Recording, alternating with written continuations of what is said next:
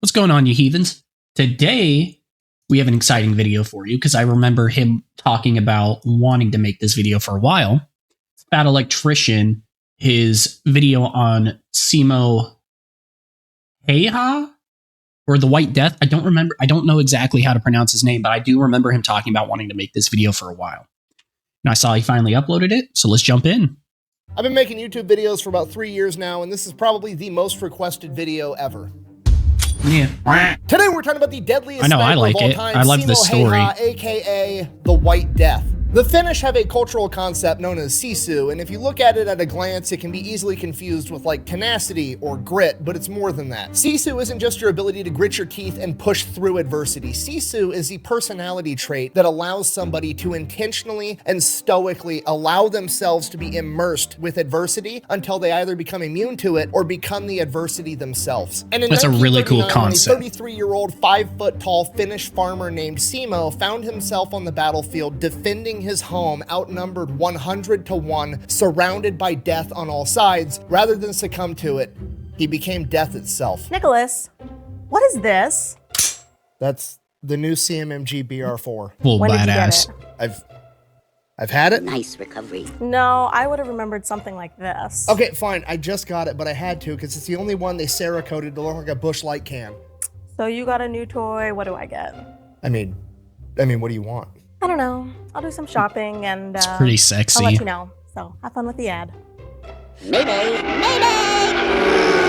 This video is brought to you by Delete Nice Me. little Okay, ad- super simple nice little business addition model. there. You give them money, they turn around and they make sure that online data brokers are not selling your personal information online. Okay, here's the deal. Pretty much anytime you use a free service on the internet and you click that little box that says, I agree to the terms and conditions, you've basically just agreed to allow them to harvest as much of your personal information as humanly possible. They Damn, then turn Delete around Me and really sell that likes to doing online ads data with brokers, them. and that's how they can afford to offer you a free service. But when you have Delete Me, they go and they monitor all of these online data brokers for your personal information, and then if they find it, they submit all the opt-out forms on your behalf, so they have to take down and stop selling that information. So when you buy Delete Me, you're not actually buying anything, you're just buying your way out of all the negative consequences of all the free shit that you've already gotten. And because they continue to monitor those data brokers, you're buying yourself out of all the future negative consequences of all the free shit that you haven't even gotten yet. So if you want to give Delete Me a try, there's going to be a link and a discount code down below. Let's get back to the video. All right, Simo Häyhä, he was born on December 17th, 1905 and grew up on his family farm, which was right on the border between Finland and Russia. Now, when I mean, looking at it now, not the historically great place to be. say farm, people automatically think of like some dude in a baseball cap and overalls holding a pitchfork with rows and rows of corn in the background. It wasn't one of those kinds of farms. This is what you would call a forest farm, which is a lot more akin to like what we would call a homestead today. Basically, Simo grew up in a cabin in the woods and they had a really big garden and they grew enough food for themselves and then had enough extra to like take it to the farmer's market and sell for money. So Simo essentially grew up his entire life kind of shit that in this I harsh, love. hilly, wooded, snow-covered, freezing environment. This is his Sounds like baseline. heaven Okay, to this me. doesn't suck to him. This is just your normal everyday stuff. Walking uphill every direction through the snow is just a good day to him. And this almost goes without saying, but I'll mention it anyways, that hunting was also a humongous part of how his family put food on the table, and Simo did that from a very young age as well, hunting in this harsh environment. Unfortunately, Simo was pretty intimately acquainted with death at a young age. He had 4 brothers and 3 sisters. One of his brothers passed away in 1918 in the Finnish Civil War, and another one of his brothers passed away after suffering from heat stroke on a construction site. Simo is a member of one of the last generations that didn't have the luxury of quitting, okay? This guy was born, and the minute that he could walk, he was helping his family in their fight for survival. There was no quitting. There was doing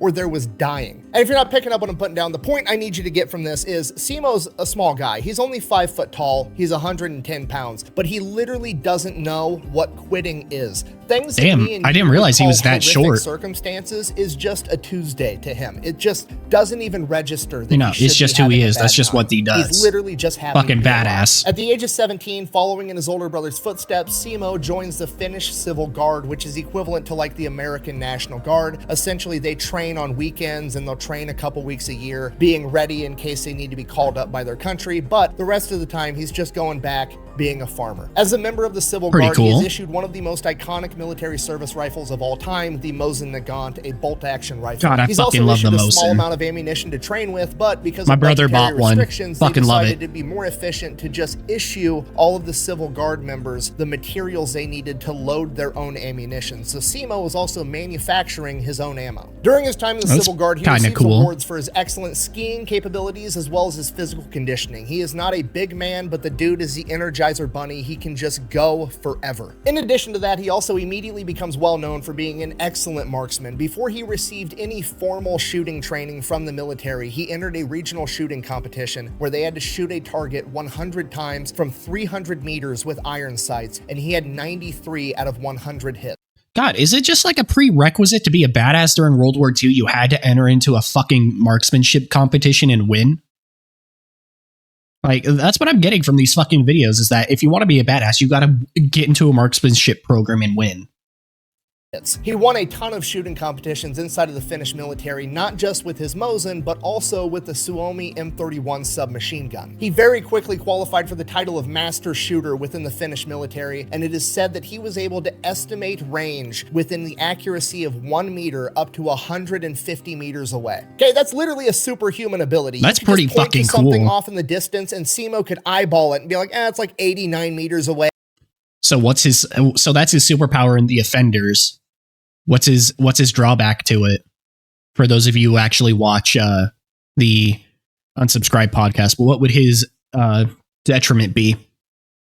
Leave a comment down below on what you would think. My guess is, I don't know, being 5 foot. I don't know what his actual detriment would be, but up to 150 meters, you're able to guess correctly within a meter of how far it is. But you live in California or something like that. I don't know. And he was dead on every Let me know. single time. And that's not even the scariest part. The scariest part was how fast Simo could operate his Mosin bolt-action rifle. He could fire his Mosin accurately, insanely fast. So fast that they actually wanted to time him one day. So his buddies got a stopwatch, and they were going to time this to should be see fun. how many times Simo could hit a target 150 meters away with his bolt-action rifle in the span of 60 seconds. Simo scored 16 hits in the span of 60 seconds with a bolt-action rifle. He is the one. And just so we're on the same page, the Mosin Nagant only holds 5 rounds in the magazine, meaning that Simo shot the first 6 rounds, because there was 1 in the chamber, reloaded, shot the next 5, reloaded again, and shot another 5, hitting the target 150 meters away with fucking iron sights every single time. That's If you don't know so much about fucking guns, this good. is the only bolt-action rifle I have, but he had to do something like fire 1, 2, 3, 4, 5, reload the gun, and then he did that 2 more times in 60 seconds with 100% accuracy. So Hey, that's Simo fucking is just amazing. a natural superhuman level shooter. So this goes on for 2 years, and then at the age of 19, he ends up joining the Finnish active military, because at this point in time, Finland has mandatory service of 15 months. And Simo gets attached to a bicycle battalion, which is it's something I honestly can't decide if it's hilarious or terrifying, the image of Simo rolling up to a battlefield on a bicycle. Oh my So god, he not, serves his 15 not months the in active duty fucking, military, nothing really going on. what's it called? Not the Wizard of Oz music. But honestly, yeah, I'm with He goes him. back into the Civil Guard and continues being a farmer. And that's pretty much all he's got going on for like the next decade. He's just in the Civil Guard, winning shooting competitions, going back home, taking care of his crops, and going hunting. November 26, 1939, an event known as the Shelling of Manila happens. The real quick, oversimplified version of this is essentially Russia wants to take over Finland. Finland isn't down with that, so Russia now has to come up with a reason to go to war with Finland. They can't find any legitimate reasons, so they fabricate one. Simply put, this is a false flag Not a event. surprise, The this is Russian fucking military Russia we're talking shells about. near a Russian Russia is still town pulling this near kind of the shit. border with Finland. They then turn around and say, well, actually, Finland is trying to shoot artillery at our town, so we're going to go to war with them. Finland obviously denies shelling the Russian town because, well, they didn't actually do it, and they offer over to Russia like, hey, we're willing to let a third-party independent investigator come in and determine what happened. We did not do this. Russia declines and then invades Finland 4 Of course, days Russia later. wouldn't fucking allow that. Russia sends in 450,000 soldiers to attack Finland. Okay, to put that into perspective, the total population, not the military, the total population of Finland at this point in time is about 4 million people. So 25% of the entire Finnish population is getting sent in with guns to attack Finland. And those 450,000 Soviets are being backed up by the Soviet population of 168 million. Seems fair. Calling this a David versus I'd say. Goliath type situation is putting it mildly. On paper, Finland doesn't stand a chance. But Finland does have a couple of things going for it, because in the years leading up to this, Stalin conducted the Great Purge, essentially killing off all of his high-ranking and knowledgeable military leadership because he went fucking crazy. Overthrow him. So by and large, the Soviet military at this point in time is pretty incompetent. And the Finnish, well, they're Finnish. They've got that going for them, okay? If you've read enough history, you know there's a couple of quick life hacks if you want to live a long, happy life, you know, like don't smoke, eat a good diet, never try to fight the Filipinos in the jungle, and never try to fight the Finnish people in the snow. It's just a bad time. You merely adopted the dark. I was born in it. Now, for Simo, at this point in time, people think it's the Russians need to worry about in the snow. No, it's the fucking Finnish. The Finnish fucking own the snow. Russia wishes they could own the snow like the Finns do.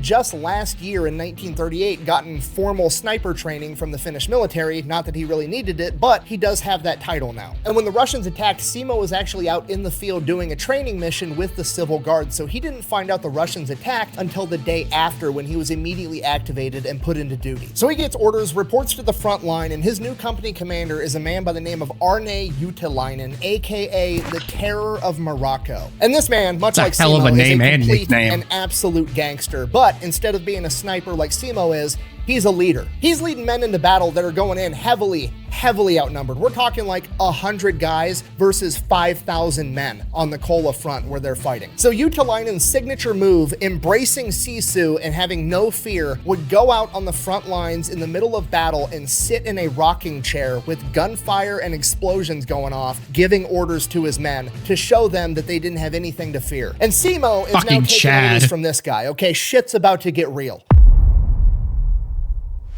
So Simo shows up, they start digging trenches, laying out barbed wire, setting the front line. They end up fighting their asses off for 2 days straight. After that, they actually end up receiving orders to fall back a little bit, which they do. That becomes like Juutilainen's thing. Like, we're not retreating unless we receive orders. We are going to stand here and fight till the bitter end unless ordered to do otherwise by our superiors. So they fall back, and Juutilainen knows that Simo is like from this area. Like, his farm is right down the road. He knows the area, he knows the terrain. So he grabs Simo and he's like, hey, I need you to sneak behind enemy lines and start cutting all the telephone wires. Yeah, nah, bro. You're getting put on fucking...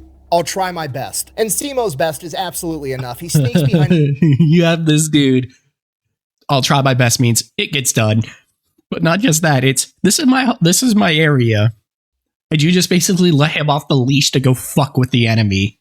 It's fucking amazing. Enemy lines. He's cutting all the telephone wires, just wreaking havoc behind enemy lines. Ends up making it back completely unscathed, at which point Juutilainen is like, okay, this dude's super sneaky. He knows the terrain. I'm just going to make him like my go-to sniper for all my shit. Shortly after this, on the Kola front, where Juutilainen is in charge, there is a Soviet sniper that keeps taking out platoon leaders. Okay, they're specifically targeting his officers, his best guys. Juutilainen cannot have this happen. He turns to Simo, basically says, go get him. So that next morning before the sun comes up, Simo goes, has a big breakfast, and the hunting dog is off the leash. He goes to the general area where this sniper's been operating, and he inserts himself in, and he builds a little snow berm, and he packs the snow down really tight, and then he pours water all over it so that it freezes into this ice wall, and this becomes one of his signature tactics. And this is brilliant because Simo is planning ahead for failure. He is planning on missing his first shot. He never does, but it never hurts to be ready for the worst possible outcome. You see, because Simo really knows, fucking growing smart up in this environment and hunting his whole life,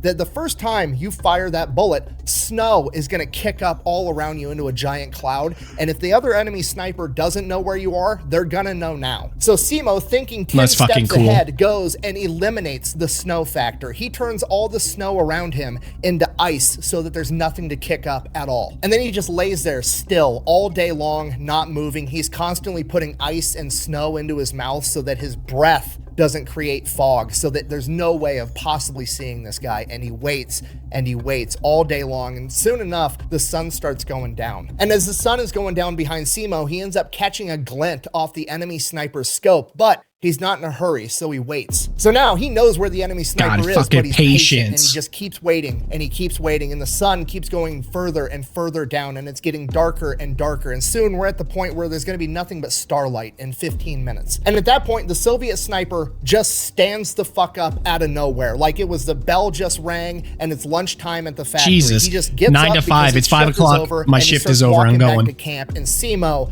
drops him one shot straight to the head. What an idiot! So Simo reports What a back fucking to shot. Hey, solved the problem, no issue. It's been like 18 hours and Simo's already got this guy down, and this guy's been wreaking havoc on his men for like a week and a half. So Simo is obviously super legit, at which point Utalainen basically just lets him off the leash. Like, hey, whatever you're doing, just fucking keep doing it. Go win. And this is what Simo does every single day. He goes out, he builds his ice berm into a couple of different locations that he has already set up, and he is just picking off Russians left and right. And unlike other snipers at the time that were trying to prioritize high-value targets like officers, Simo absolutely does not. Target of opportunity, shoot anyone and everyone. Right down the road. Like his family, his friends, where he grew up is literally under attack right now. If you were wearing a Russian uniform and he saw you, you were a dead man. Simo got asked about this later in life. And he replied, and I quote, "I shot when I saw the enemy. I didn't care if they were a leader." Simo is literally training the front line like it's a shooting gallery at the state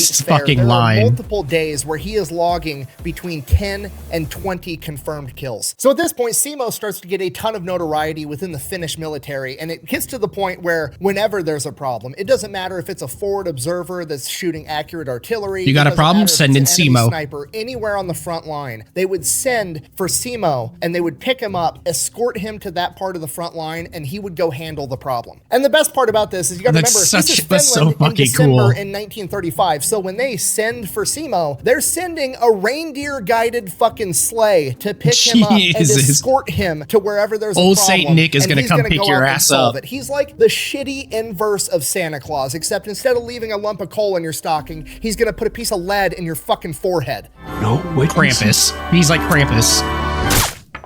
I fucking love that show. I love that video. With the Soviets, and they start calling him Belia Smrt, aka the White Death. The Soviet government puts a huge bounty on Simo's head. They're sending in counter sniper teams to take out the White Death, and every single time Simo kills all of them. They never stood a chance. The man can shoot 16 rounds a minute accurately. You're not good enough to fuck. You're not good enough to fucking beat me. In the snow, he's turned all the snow around him into ice, so there's no kicking up snow. You can't see his breath. He doesn't have a scope to catch a glint of. He's literally eliminated luck from the scenario. He is a complete ghost, and he's just wiping the floor with the entire Soviet military. So eventually the Soviets are like, okay, we're just gonna quit fucking with this guy. We're gonna quit sending men into that area of operation where we know the White Death is, and we're just gonna focus on other areas. And Simo takes this as his opportunity to go play offense. So he goes to Utalainen and is like, hey, give me a squad of guys. I'm going to lead them into battle. We're going to go behind enemy lines, and we're going to take the fight to them. So Simo you don't want to fucking fight me on my terms? Fine then. Lines at dusk I'll fight you on your terms. And they would literally ski miles and miles behind enemy lines where the Soviets think they're safe. And back there, they just have these massive bonfires that they're all sitting around eating dinner, drinking, smoking, having a good time at the end of the day. And Simo and his men would ski to within like 100 meters of them, dismount, and low crawl till they were right up on top of them. And then Simo and his men would pop up with submachine guns, mow down all the Russians, and then steal all their equipment, all their guns, all their ammo, all their food, and fucking empty your bounce back pockets to the front line. Okay, it's literally guerrilla warfare on ice. It's absolutely terrifying. And you gotta realize, this is all within the span of like a month. By December 25th, 1935, Simo already had over 100 confirmed kills, and his record was 25 men in a single day. So the Soviets double, they triple their efforts trying to take out the White Death. They start sending in counter sniper teams with forward observers with them, and then as soon as Simo shoots one of them, they start just calling in artillery in the general area that Simo's in, but they never ever hit him, whether it's luck, they really fucking hated him, or just fate. Simo makes it away every single time. And the best part is, every single time they try to do this tactic, the odds of them actually accomplishing their goal gets less and less, because every time they're sending in their best guys and Simo's killing them. So the quality of the men that Simo's going up against is constantly deteriorating. By January of 1940, Simo is an absolute legend with over 200 confirmed kills, 51 of which he got in 3 days. One of his other records at this point in time was he managed to take out 5 enemy snipers in a single day. Because of everything Simo's accomplished around the same point in time, Utalainen's boss, the general in charge of that entire front, pulls Simo back and they have a ceremony where they award him with an honorary rifle. It's also a Mosin just like his, but it's, you know, very nice, decorative one, and they award it to him. And you have to realize at this point in time, Simo is very, very important to the Finnish war effort. Not only is he out there just being a one-man army, wrecking house, taking it to the Soviets, please tell me he uses the decorative rifle. Of the entire Finnish military. It just goes to fuck them up with it. That everybody's looking to, like, this guy's on our side. We might be able to win this. He is such a big deal that the general's wife knits him a pair of wool mittens, okay? It sounds like just like a nice pleasantry, but do you know how fucking gangster you have to be for the general's wife to feel motivated to knit you in particular a pair of mittens? Okay, that means the general is going home every night telling his wife, like, about you. The White Death is the shit. He's the key to winning this war. He's everything right now. And the wife is like, oh shit, I better do something nice for this guy because he's literally going to save the whole country by himself. So Simo gets his ceremonial rifle, gets his wool mittens. He's also awarded a pocket watch, which at this point in time is a huge deal to have a watch. So he gets all that. And usually at this point in time, you know, bigger, more powerful countries like America would pull you back and use you for war bonds, parade you around the country. But put your ass back out to work. Right back into action because they can't afford to not have him on the front line. If he's that fucking useful, yeah. He's playing cat and mouse with the Russians. Whenever they want to send men in, Simo picks them off. Whenever they don't want to send men in, Simo skis in with a squad, mows them down at their campfire. And this goes on for months. Simo just straight up farming the Russians for XP. And by March of 1940, the Russians grew impatient and they launch a major attack. And Simo said that the Russians just kept coming, just wave after wave, just meat wall tactics of, I'm gonna march my men into your gunfire until you run out of bullets and hopefully I've got more men. And during this time, Simo's not up hiding at his ice wall with his Mosin. There's too many Russians for that. He's on the front line leading a squad of infantry with his submachine gun, absolutely taking the fight to the Russians. Simo had actually said that he had heard rumors that the Soviets were using the machine guns on their tanks to basically force the men to march into gunfire, and if they wouldn't go, they would mow them down with the tank. And after seeing how many men were just coming straight at their lines, getting mowed down, Simo believed it. During this time, Simo set his all-time record for killing 40 men in a single day.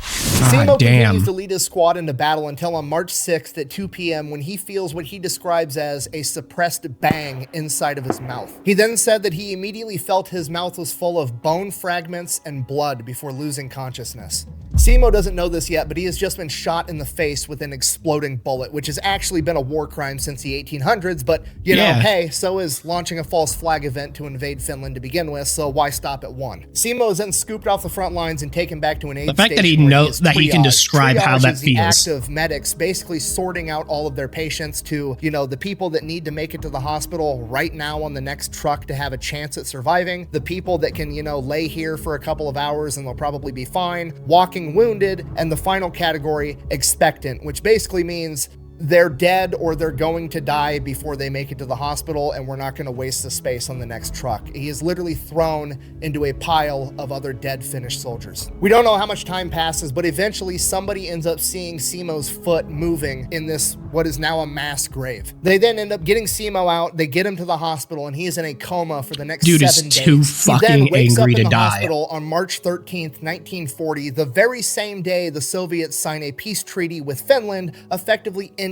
the Winter War. Coincidence? I think not. They got a feeling that they fucking woke up and didn't want that smoke. I'm being facetious, but for real, there's a greater than a 0% chance that the Russian military got a memo like, hey, we thought we killed the White Death. We were wrong. He just woke up. And the Soviet Union is like, fuck this. I'm out. The Finns have the Terminator on their team. There's no other explanation. The dude has to be hacking. Okay, he's got over 500 confirmed kills at this point by running around in the hills, no-scoping people. And then we shoot him in the face and he still doesn't die. Not only that, it was shoot him in the face with an exploding bullet. A war crime because it's so deadly. And the dude just takes a 7-day nap about it and now he's going back into combat. No, we're done. Sign the armistice. Winter War's over. After a while of not getting treaty of getting Now, the war ending not is actually treaty, great news for Simo because now the hospitals aren't getting constantly triage. under the threat of getting overrun by Soviets or getting hit with artillery, so they're going to actually be able to get him the surgeries and care that he needs to make the best recovery humanly possible. He spends the next 14 months in the hospital where he undergoes 26 reconstructive surgeries on his face and jaw. Yeah, I've seen After all those these surgeries, photos Simo before. makes a pretty good recovery. He gets released from the hospital. He is released from his military duties, and unfortunately, part of the armistice between the USSR and Finland is that some of the lands that Finland And had that's part of got where he- relinquished yeah. over to the USSR, including Simo's farm. So the Finnish government actually gives Simo a new farm with a house roughly the same size, same type terrain, as close as he could get back to his old home. And from there, he just goes back to doing I what would he was doing fucking before. hope He's so. That's the farming, least he's they could hunting, he's fucking walking do. around in the woods by himself. He just goes back to doing his thing. For his service, he was awarded the 1st and 2nd class Medals of Liberty, the 3rd and 4th class Crosses of Liberty, and in 1941, he was nominated for the Mannerheim Cross, which is the Finnish equivalent of the American Medal of Honor. But unfortunately, that medal didn't actually get conceived until 1941, which is after Simo's service, so a lot of the paper pushers inside the Finnish government denied him getting the Mannerheim Cross. Of course they because did. I guess his service was before that award existed, so that wouldn't make sense. So he never actually got the Mannerheim Cross. But Imagine the that man paper deserved pushers it who didn't do 1000%. shit fucking the final decide stats that. for his short time in combat were 542 confirmed kills, 249 of which were from his Mosin Nagant with nothing but iron sights, and the rest Jesus. were from his submachine gun. Now, these stats have been criticized by both, historians in academia and internet comment sections today, aka a bunch of people that weren't actually fucking there, but these stats are validated by both his company commander and his company chaplain, the people that were there. And if that wasn't enough, which it should be, but just in case you think it's not, in 2017, well after his passing, his nephew stumbled across Simo's personal memoirs that he had never published, never let anyone else see, that he had written down for himself. And in his personal writings, again, to himself, that he never tried to get published, that he would have absolutely no reason to lie on, he says that he killed well over 500 men. But ultimately, Simo didn't, and probably wouldn't to this day if he was still around, care what you thought, because he wasn't doing it because he wanted the glory. No, he was just doing went it for back his to fucking farming. home. He led a humble life. He didn't want to be known as the White Death. He just wanted to be left alone. That was his happily ever after. Just Yeah, living his on a whole thing farm, was whole get doing off his my own fucking thing, and lawn. that's exactly No, what he dude's a thought. fucking Okay, worth badass. noting, I would he love to passed look away at in those fucking 2002 memoirs. At the age of 96. The Soviet Union fell in 1991. Okay, Simo Häyhä took the fight to the enemy to a degree that no He other outlived singular the Soviets. human ever has in That's the history fucking of awesome. the world. And then he gets shot in the face with an exploding bullet. Again, a literal war crime, shrugs it off, and then proceeds to live longer than the country that he went to war with. That's gangster as fuck. And that is the story of fucking Simo gangster. Häyhä, the White Death, the farmer's son that rose to the occasion, that's how you say it. defended his country against all odds, showing the enemy the true meaning of Sisu. Thank you for watching. Best way to support the channel is go buy some merch over at thefatelectrician.com. Quack bang out. The real moral of the story here is you should probably just be nice to everybody, because that little 5-foot guy at the grocery store might be the biggest badass of all time. Hell yeah. That was fucking awesome. Well, that was the Fat Electrician. Make sure you check him out and give his channel some love. Leave a like if you enjoyed. Comment if you want to see more. Subscribe if you want to keep seeing me. And until next time, take care of yourselves. Start it up, sing me all the love. I need all the love, I mean all of us. It's like 6 o'clock, but you talk too much. You make it awful lot. I mean it's hard enough, I mean it.